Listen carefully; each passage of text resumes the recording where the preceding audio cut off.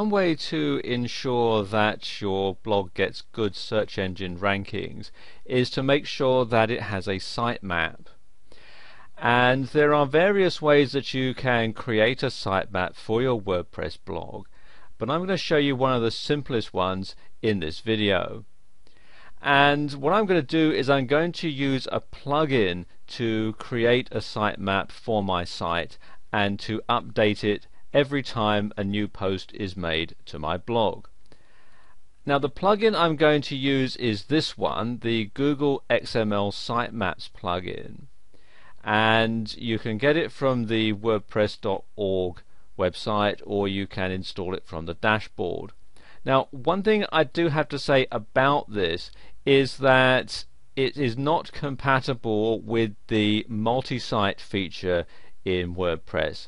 So if you have that enabled on your blog, then this plugin is not going to work for you, although you can try out the new beta version that they are talking about here on the main page.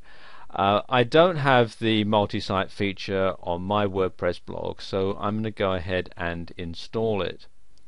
So we come over here to plugins,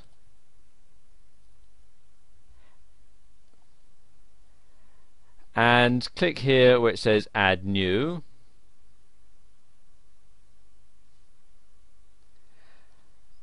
and then I'm going to search the plugins, and I'm going to put in Google XML Sitemaps and click on search plugins.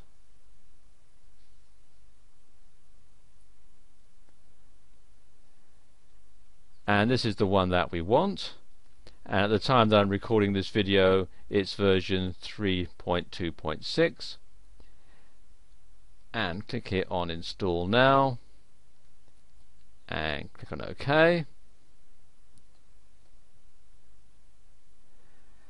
and there we go, it's installed. So I'm going to click here to activate the plugin, and there we go, plugin is activated. Now I need to configure it, so if I come down here to Google XML Sitemaps and then come here to settings,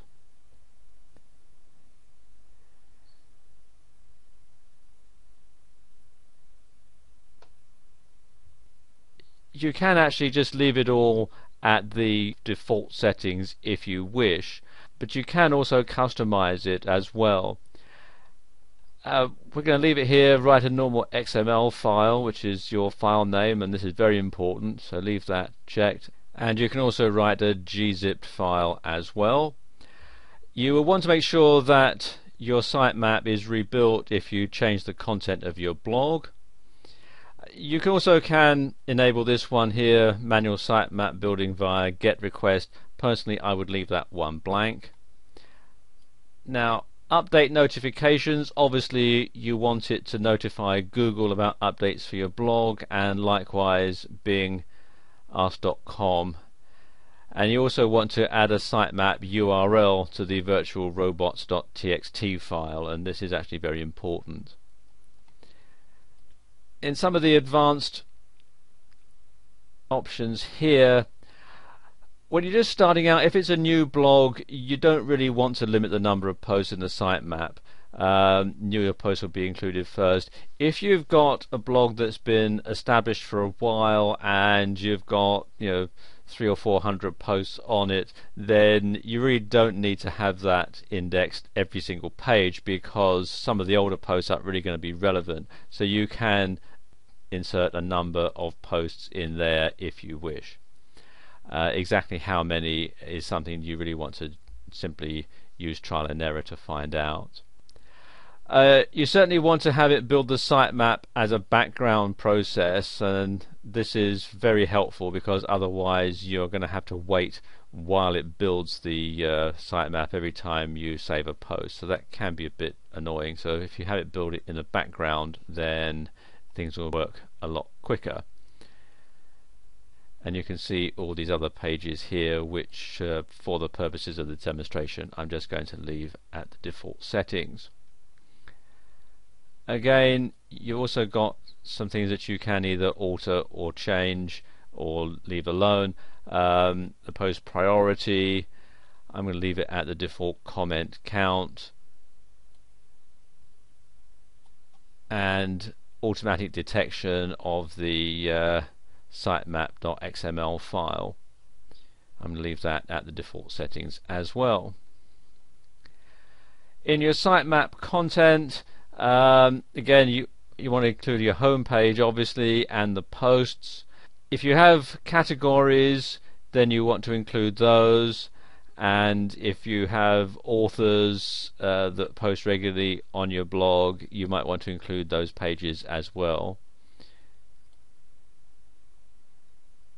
And include the last modification time, certainly. If you're going to exclude certain items, now for example, if you have a category that you really don't want indexed, if it's a lot of private posts that are password protected and so on, then quite frankly you wouldn't want those included in your sitemap, so you would include those in here. I don't have any, so it's blank, and the only category I've got is uncategorized, so I want to leave that included, so leave all that blank. Then we've got the change frequencies, and as it says, this is a hint and not a command, but you should alter that depending on the frequency that you make your posts. Your home page should be crawled every day. Posts, personally, I would set that to weekly. Likewise the static pages. Categories, if you don't add categories very often, then you could make that monthly. And the current archive, and this should be the same as your home page, so we'll keep that as daily.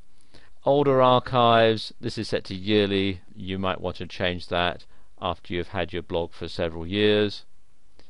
And then again, also the priorities, I'm going to leave those at the default settings, and then click on Update Options. There we go, the configuration has been updated and saved.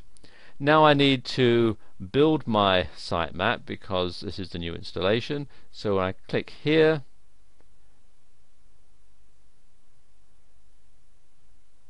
there we go, it's now built the sitemap. And it's telling me the date, this is the date that I'm recording this video, and when everything was done. And as you can see here, it took 0.54 seconds, so it is very, very quick. It is a free plugin, but if you do use it on a regular basis, they do like you to make a donation via PayPal. But there we go, that's how you can set up a sitemap on your WordPress blog.